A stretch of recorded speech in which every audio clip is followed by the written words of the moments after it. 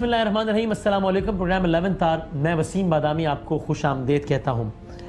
अगर ये कहा जाए कि पाकिस्तान का सियासी मौसम ये एक ऐसा मौसम है जो तकरीबन साल के 12 महीने ही 365 के 365 दिन गर्म मरतूब रहता है, तो शायद ये गलत नहीं होगा। पहाड़ों पर बर्फबारी हो रही हो या मैदानी इलाकों में जालाबारी, लेकिन हमारा सियासी उफक हमेशा सुर्खी रहता है और हमारे सियासतदानों की ज़बान हमेशा शोला बयानी का मुजाहरा करती दिखाई देती है। और आजकल भी कुछ ऐसा ही शोला बयानी का मामला हमारे सामने है। मैदान सियासत के खिलाड़ी इंतहाई आग बगोला होते नजर आ रहे हैं। गुज़िश्ता कुछ दिनों से पाकिस्तान के सियासी उफक पर दो सियासी लड़ाइयां बड़ी जोरों शोर से चल रही हैं। एक लड़ाई है पाकिस्तान पीपल्स पार्टी और मुत्तहिदा कौमी मूवमेंट के दरमियान। दोनों के दरमियान बड़ा एक तवील रोमांस रहा, एक साथ हुकूमतें शेयर की, एक दूसरे के हेडक्वार्टर्स पे विजिट करते रहे।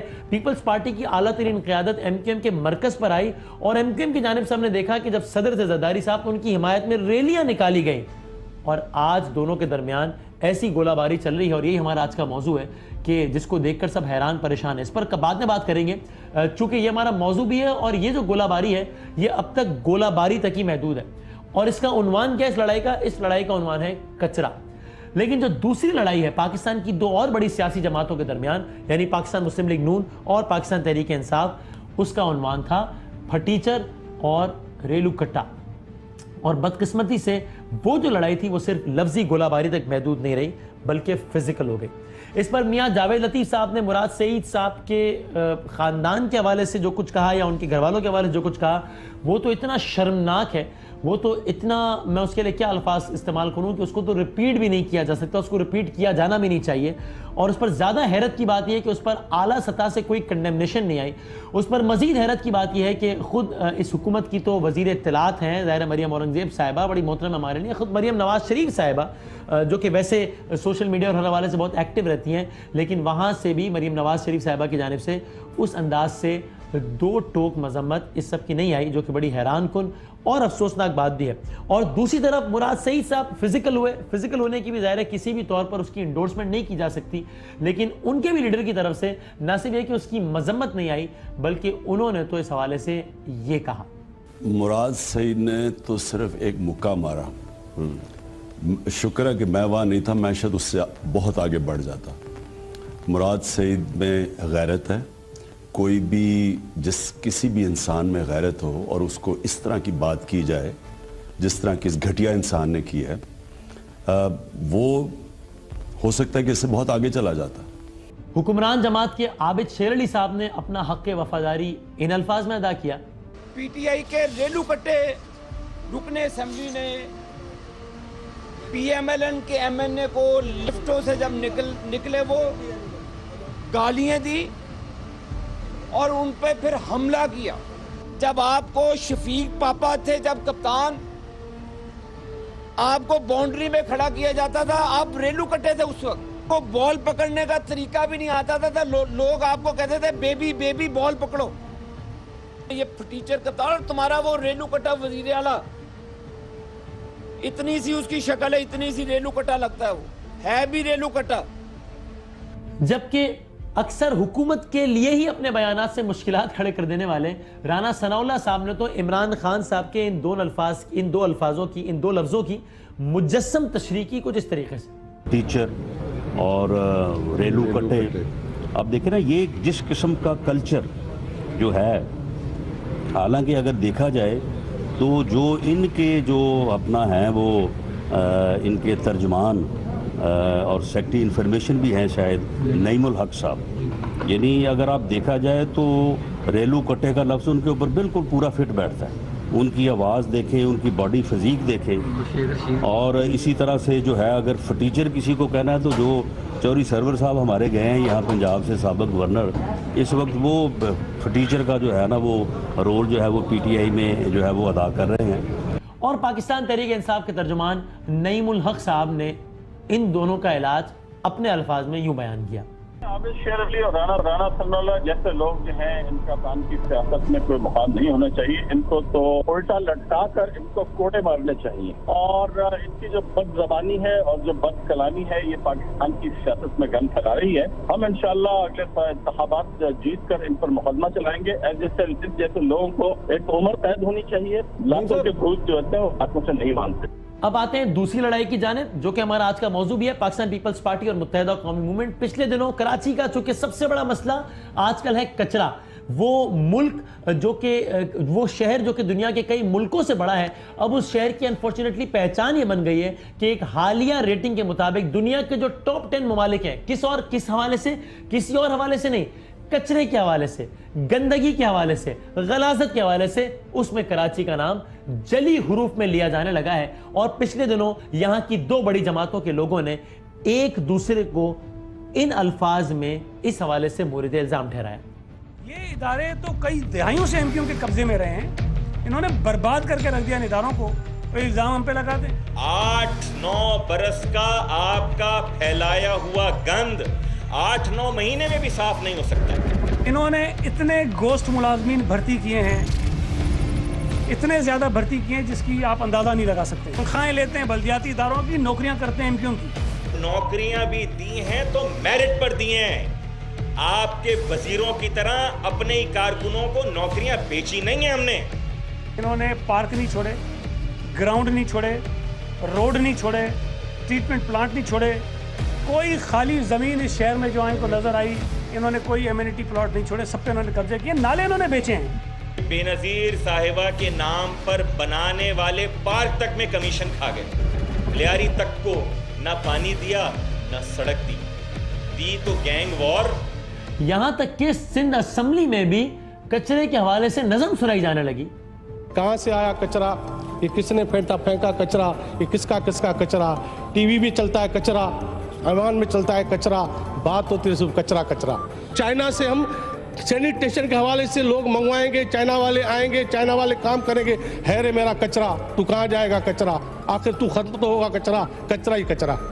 ये मामला क्या है, इसमें कौन जिम्मेदार है? पीपल्स पार्टी और एमक्यूएम क्या एक दूसरे को मुरीद इल्जाम ठहराकर अपने ही जिम्मेदारियों से ओहदाबरा हो सकते हैं? एक छोटे से ब्रेक के बाद हम जब वापस आएंगे तो हमारे साथ मौजूद होंगी दो बड़ी रेलेवेंट शख्सियात, पाकिस्तान पीपल्स पार्टी के मौला बख्श चांडियो साहब जो कि मुशीर इत्तलात भी हैं सिंध के, और मुत्तहिदा कौमी मूवमेंट के मेंबर नेशनल असेंबली जनाब सलमान मुजाहिद बलोच साहब हमारे साथ होंगे। एक छोटे से वक्फे के बाद गुफ्तगू का बाकायदा आगाज करते हैं।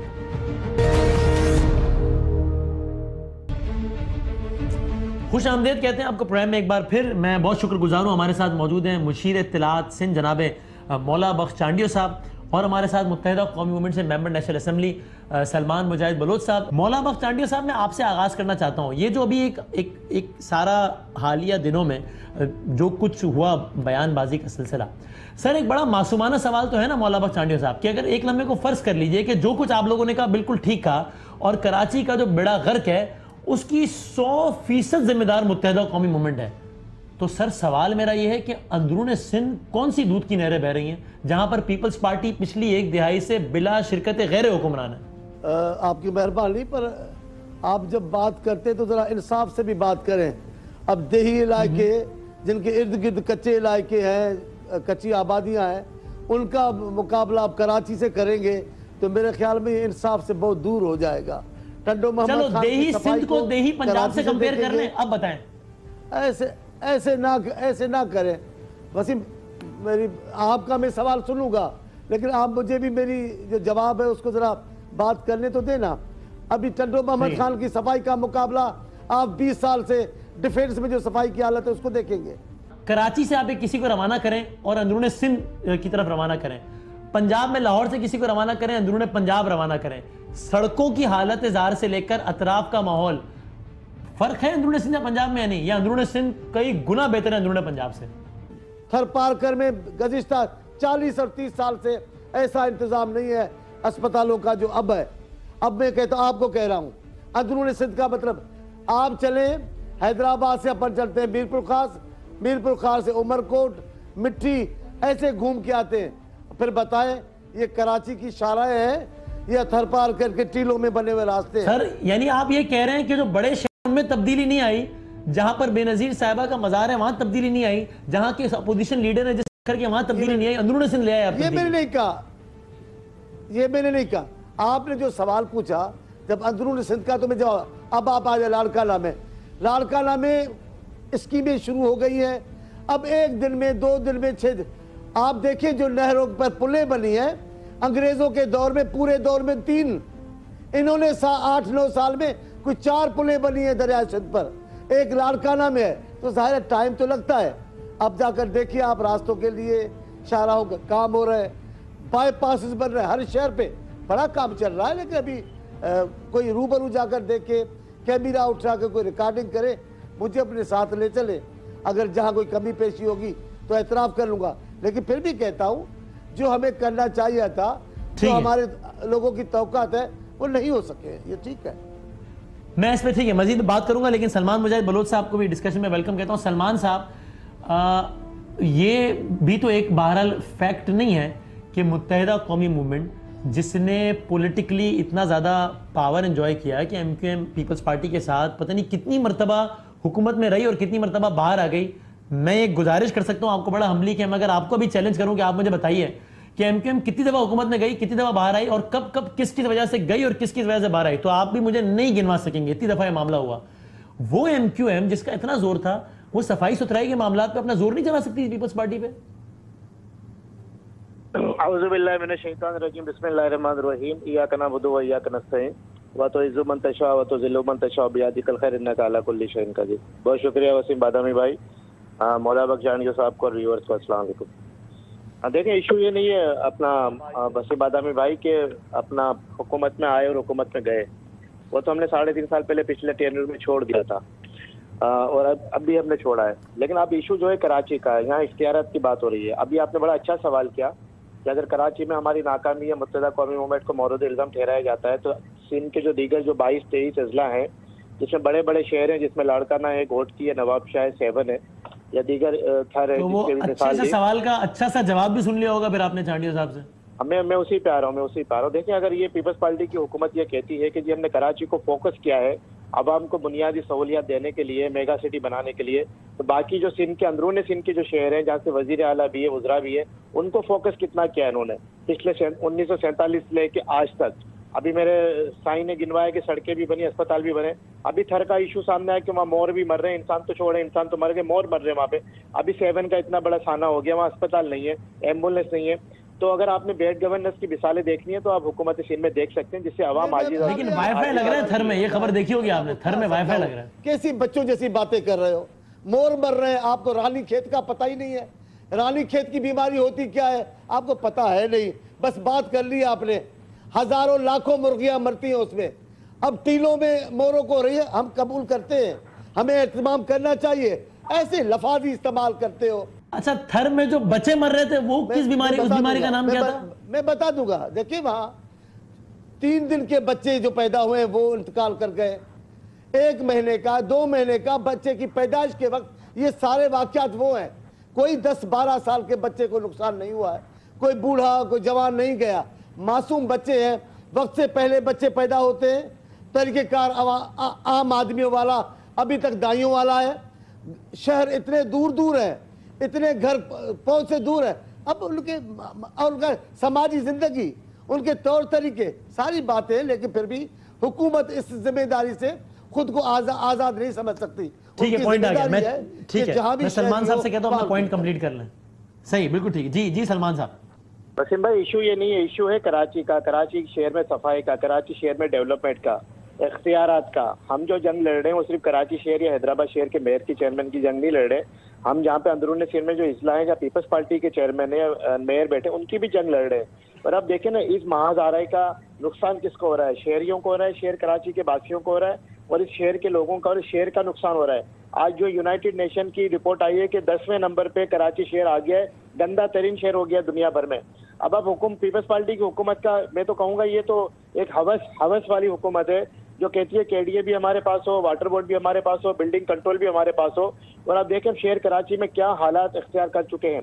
कचरा उठाने का इख्तियार भी जो है वजीर आला के पास है, ढक्कन लगाने का इख्तियार वजीर आला के पास है, सड़क बनाने का इख्तियार ये काम वजीर आला के नहीं है। आईन पाकिस्तान के तहत 18वीं तरमीम के बाद ये काम जो है वो लोकल गवर्नमेंट के शुरू से है। और वजीर आला कराची का मेयर बेख्तियार है, लाहौर का, पिशावर का और क्वेटा का मेयर बहुत बाइख्तियार है। सर हम तो कहते हैं चले लाहौर के जो मेयर को इख्तियार आते हैं, जो पिशावर के मेयर को इख्तियार आते हैं, क्वेटा के मेयर को इख्तियार आता है, वो दे दीजिए।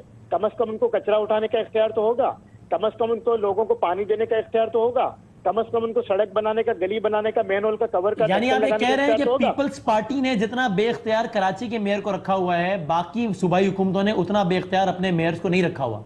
सर हमने डिमांड किया है कि जो केपीके में इख्तियारत मिले वो हमें देखें। तरामीम पे तरामीम, अभी इन्होंने पिछले हफ्ते एक और तरमीम कर दी अपनी जो है मसनूई देही अक्सरियत का इस्तेमाल करते हुए, कि उसमें उन्होंने जो तहरीक अदम एतमाद का जो एक राइट होता है, एक हक होता है अराकीन कौंसिल को, वो भी उन्होंने उनसे छीन लिया।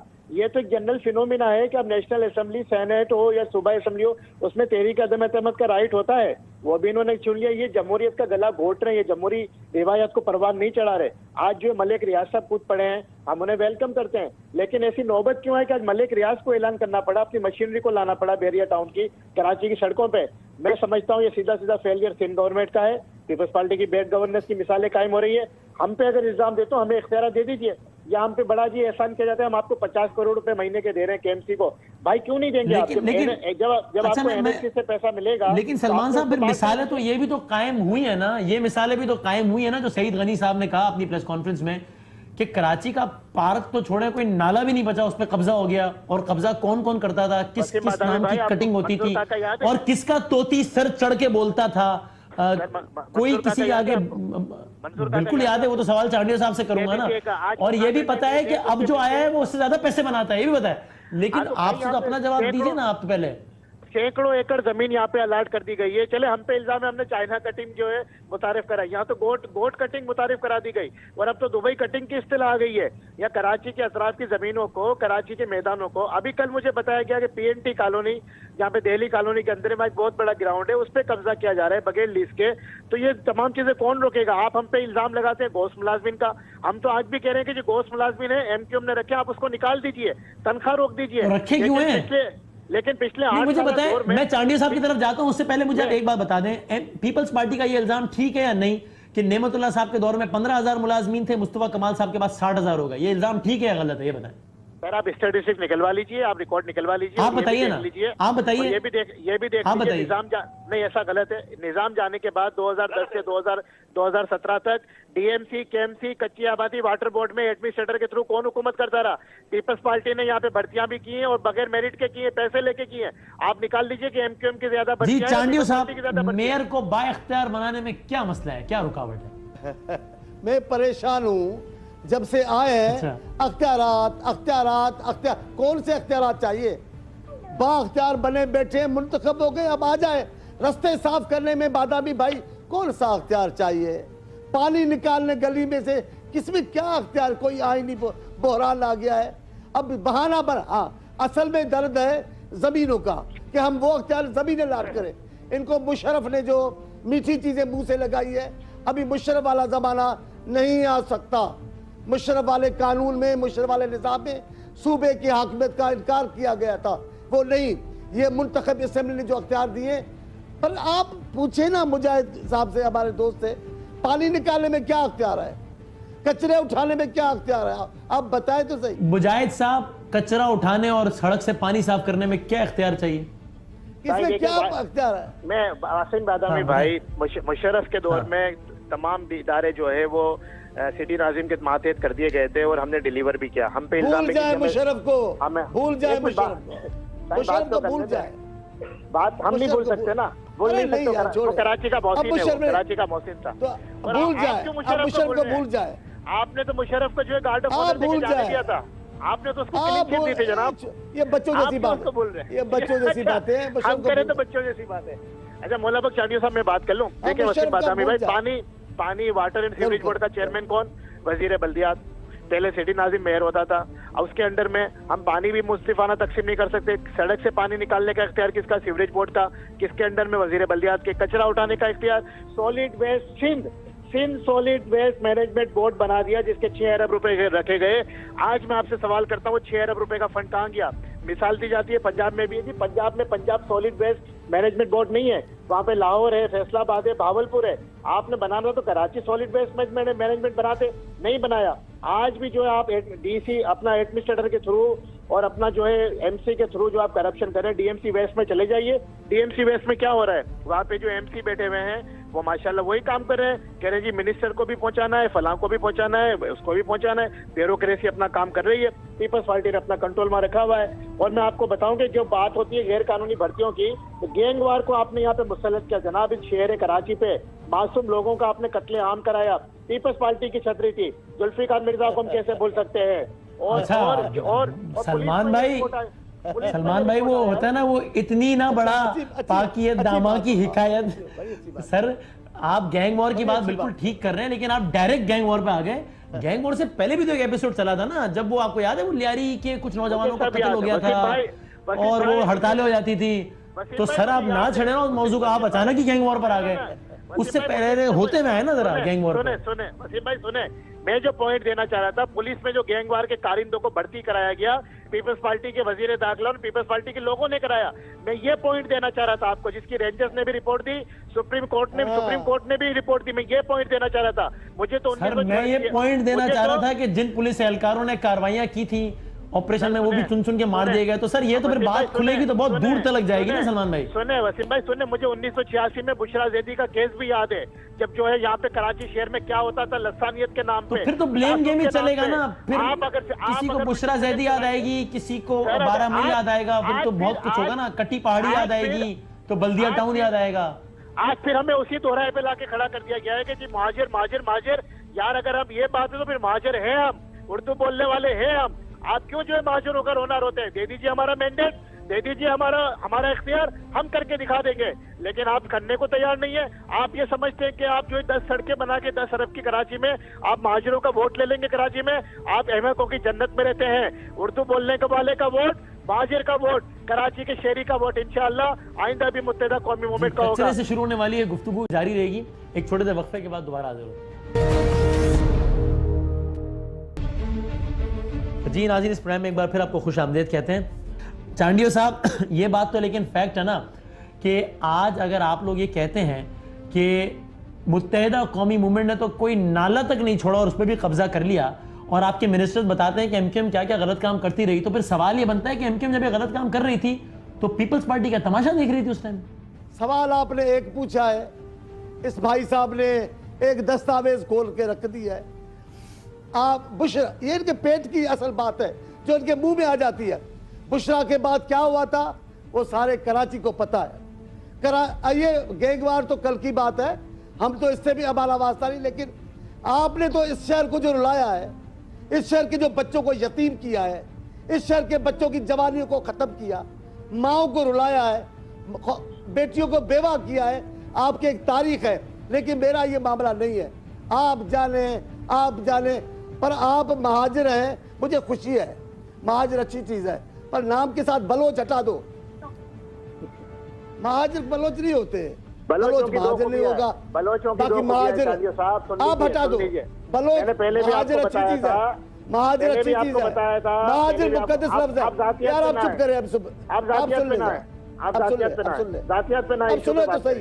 ये जातियात नहीं है, आप जातियात नहीं है। अब आपने हमारे मिनिस्टरों की बातें की है, वरना मैं कहूंगा आप चांदी हो। मैं बलोच हूँ, सिंधी बलोच। मैं भी बलोच। क्यों हटाऊं? मैं भी बलोच। हम तो खुद बलोच हूँ, हम सिंधी महाजिर बलोच हूँ, महाजिर वतन को समझ। चलो सब पाकिस्तानी है ना, आप कैसे बात? कोई कुछ भी हो पाकिस्तानी है ना, ठीक है, इसको एथनिसिटी को छोड़े यार। ये मानने को तैयार नहीं है ना भाई। अल जुल्फिकार किसने बनाई थी? अल जुल्फिकार किसने बनाई थी यार? बांग्लादेश। अच्छा बांग्लादेश किसने बनाया? ये कोई जवाब बनाया? पाकिस्तान किसने तोड़ा? आपने तोड़ा। सलमान भाई ये मौजू को बहुत बढ़ा रहे हैं आप, वो तो फिर बात पता नहीं कहाँ चली जाएगी अगर ये मौजू। अब देखिए ना, तो हम भी बढ़ाएंगे भाई, हथियार डालने वाले हम भी नहीं है भाई, हमारे मुंह में भी जबान है और जब जबान को। अच्छा देखिए, अब जिस तरह आप कह रहे हैं, मैं तो बोलता ही नहीं हूँ। नहीं, लेकिन सलमान साहब अब जिस तरह आप कह रहे हैं कि यहाँ पर इदारों में भर्तियां की गई, जहाज अल जुल्फकार आप लिखा, आप सही है, लेकिन मैं तो आपको जानता हूँ। सलमान मुजाहिद बलोच साहब, आपने आप तो जो ये कह रहे हैं देखा कि ये एक सिंध सांस में आपने कराची रवानी के में साथ बहुत पता है। सारी बातें कर दी, आपने एक सांस में रवानी के साथ बहुत सारी बातें कर दी, इसमें काफी बातें ठीक भी होंगी, लेकिन ये फिर मामला इतना सादा तो नहीं है ना। अगर कराची में गैर कानूनी भर्तियां हुई हैं तो कराची में ऐसा भी हुआ है ना कि कोई टारगेट किलर पकड़ा गया, पता चला वो तो वाटर बोर्ड का मुलाजिम था, कोई पता चला बंदे ने 24 बंदा मार दिया है, वो केएमसी का मुलाजिम था, उसको तनख्वाह भी जाती थी। ये भी तो हुआ है ना इसी कराची में। तो अगर आप या तो गैर कानूनी भर्तियों की बात ना करें या फिर ये भी तो बताएं ना कि ऐसा सब भी हुआ है। ये सब किसने किया? ये पीपल्स पार्टी ने किया था। तो वसीम बादामी भाई, ये मेरा काम तो नहीं है ना, एमक्यूएम का काम है। अगर कोई बंदा तो आपका काम है कि पीपल्स पार्टी को उसके गुनाह याद दिलाएं और अपने गुनाहों पे पर्दा डालें, ये काम है। अब आपने सवाल किया ना, सुन तो लेना, सुन तो ले, हौसला रखें वसीम बादामी साहब। देखिए, हमारा काम है, कोई हमारे पास रोजगार लेने आता है, हर सियासी जमात का काम है, हमारा काम है उसको मेरिट पे रोजगार देना। अब वो उसका अपना अमल है, वो पहले क्या था बाद में क्या करता है। अगर वो पकड़ा जाता है उस पर केस चलाए, उसको अदालत ले जाए, सजा देते, हमने कब मना किया है। लेकिन यहाँ तो जनाब सुप्रीम कोर्ट में ये रिपोर्ट पेश हुई है कि पुलिस के जो है अफसरान और पुलिस के जो है सिपाही गैंगवार को सपोर्ट करते रहे। पीपल्स पार्टी के वजीर दाखिला के कहने पे, जुल्फिकार मिर्जा के कहने पे, उसके बाद शर्जील मेमन के कहने पे, उसके बाद कादर पटेल के कहने पे, आप कैसे भूल सकते हैं? इसी शहर कयामत, उसी सुप्रीम कोर्ट के फैसले में फिर और भी बहुत कुछ लिखा है ना सलमान साहब। मुझे मुकम्मल करने दे। इसी शहर कराची में यानी खून की होली खेली गई। जगह जगह उर्दू बोलने वाले नौजवानों को बसों से उतारा जाता था, शनाख्ती कार्ड चेक किया जाता था, उनके गले काट दिए जाते, बोरियां बनाई जाती थी, और तो और लियारी में तो रेंजर्स के जवानों को भी मारा गया। क्या कभी सलमान साहब आप बिल्कुल ठीक कह रहे हैं और ये बड़े रंज की बात है, लेकिन आप सिलेक्टिव बात कर रहे हैं ना सलमान साहब।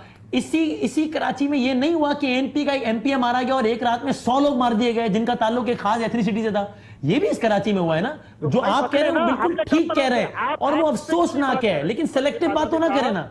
वसीम बादामी साहब, इसी शहर कराची में तालिबान भी है, दाइश भी है, कालजम तो मैं वही कह रहा हूँ, फिर बात तो बहुत दूर है ना। फिर फिरका वाराना बिल्कुल हो रहा है, अभी जो हमारा बिल्कुल हो रहा है, बिल्कुल हो रहा है ना। और ये पॉइंट आपका ठीक है, ये पॉइंट आपका ठीक है कि बहरहाल responsible at the end of the day government है। तो चांडियो साहब, मेरा आपसे सवाल ही था कि अगर आज आप एमक्यूएम पर इल्जाम लगाते हैं तो सर इल्जाम तो मुझ जैसा मजलूम आदमी लगाए।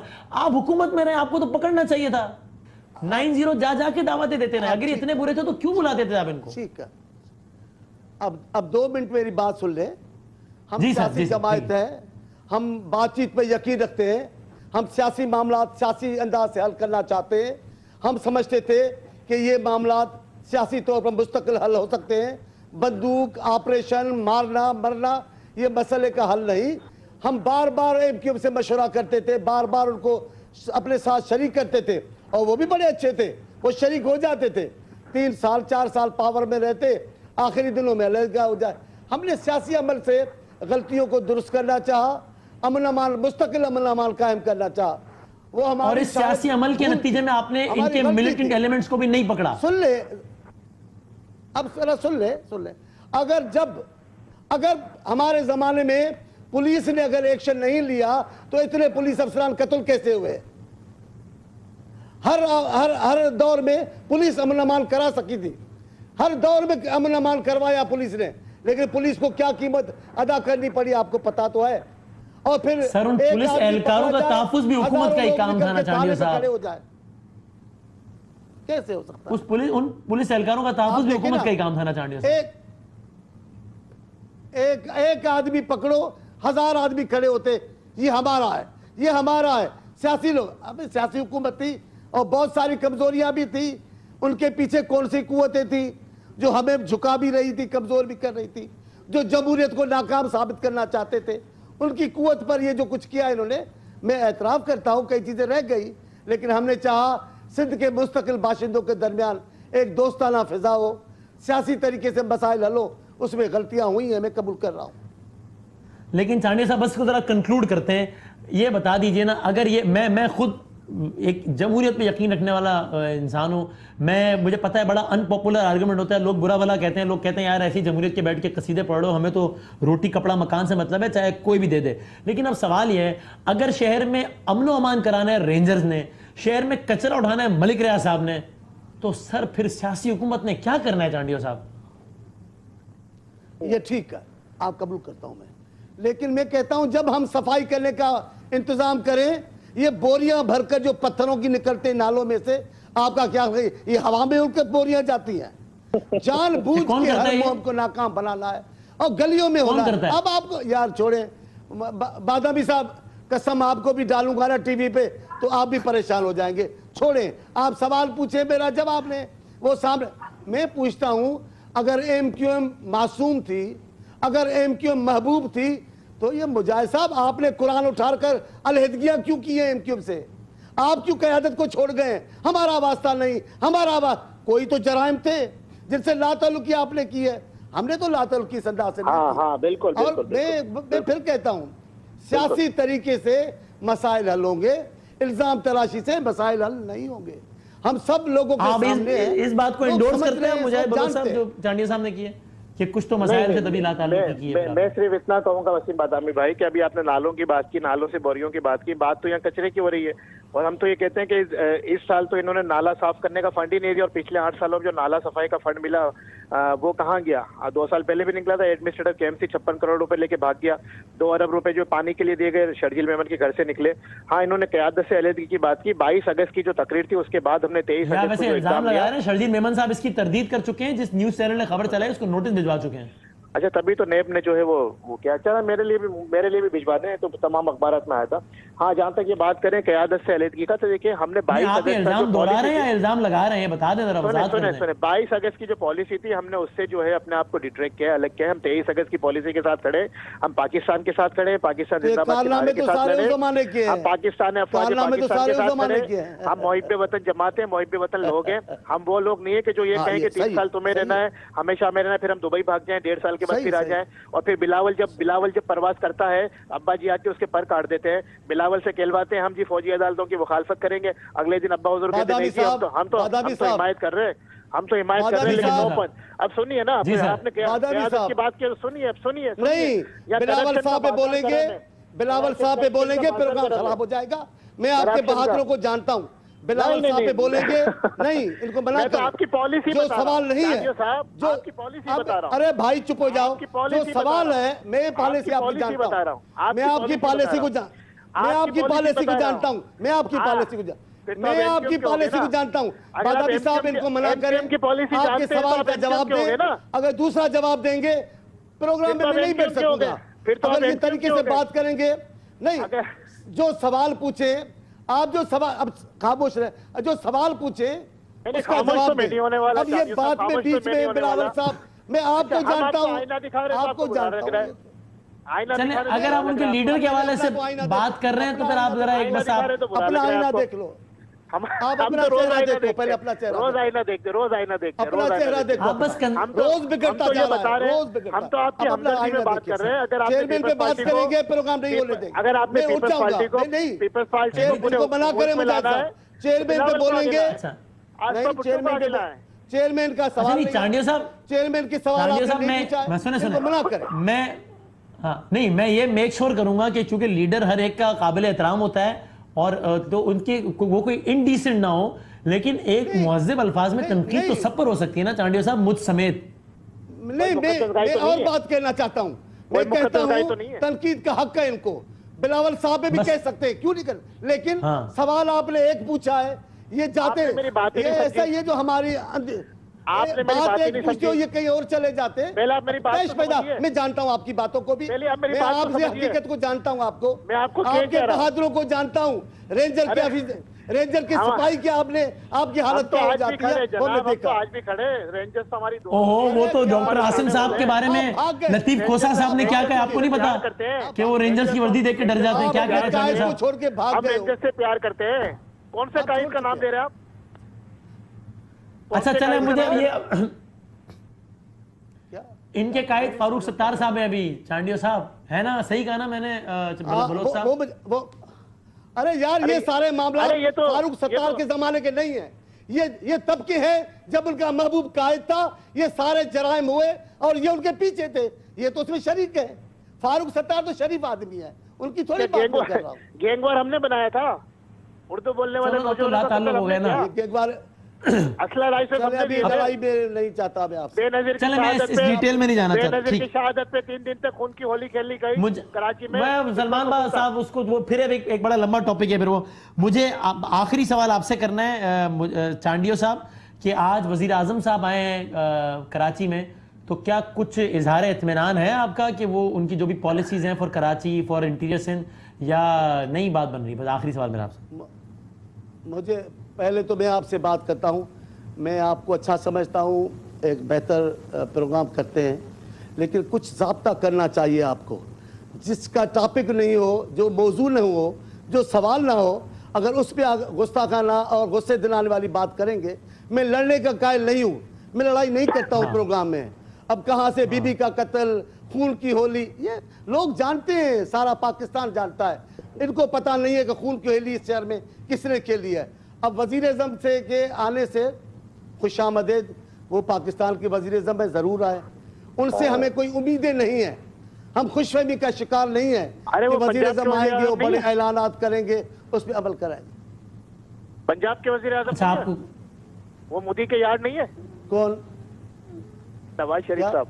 आप ही कहते थे बलोच साहब, अब आप देखें ना, अब आप शरारत कर रहे हैं ना, तो आप शरारत नहीं, वो अब आप कोई शरारत ना करें तो लीडर की बात याद दिला रहा हूँ। अगर नहीं तो ये आप ना करें ना, अगर चांडियो साहब ने आपको आपके साहब का लीडर की बातें याद कराना शुरू की तो आप कैसे डिफेंड करेंगे? मोदी का ना छेड़े ना, आप ना करें ना यार। मोदी का यार मैंने तो नहीं कहा था, मैंने तो नहीं कहा था। अगर उन्होंने आपको याद दिलाना शुरू कर दिया तो बड़ा मसला हो जाएगा ना। तो फिर मैंने तो नहीं कहा था पंजाब के वज़ीर-ए-आज़म है, ये तो चांडियो साहब खुद कह चुके हैं। सर तो इन्होंने भी बहुत सारी बातें नहीं की थी ना जो आपकी तरफ से कही गई, छोड़े ना उसका सिर्फ लेके जाए। भाई देखिए, हमारा तो इशू है बादामी साहब, मेयर को इख्तियार दे दीजिए, शेयर कराची का मसला हल कर दीजिए, तो आपकी भी नेकनामी हो जाएगी। अगर इसी तरह आप चलते रहे तो फिर आप 2018 में आपका नामो निशान ना होगा। चलो वो तो आवाम डिसाइड करेंगे। बहुत बहुत शुक्रिया सलमान, आपकी मेहरबानी, सलमान मुजाहिद साहब, बड़ी मेहरबानी आप, और आपका बहुत शुक्रिया चांडियो साहब कि आपने वक्त निकाला, मैं बहुत शुक्रगुजार हूँ। ज़िंदगी रही और सेहत रही तो कल मुलाकात होगी, तब तक के लिए अल्लाह हाफ़िज़।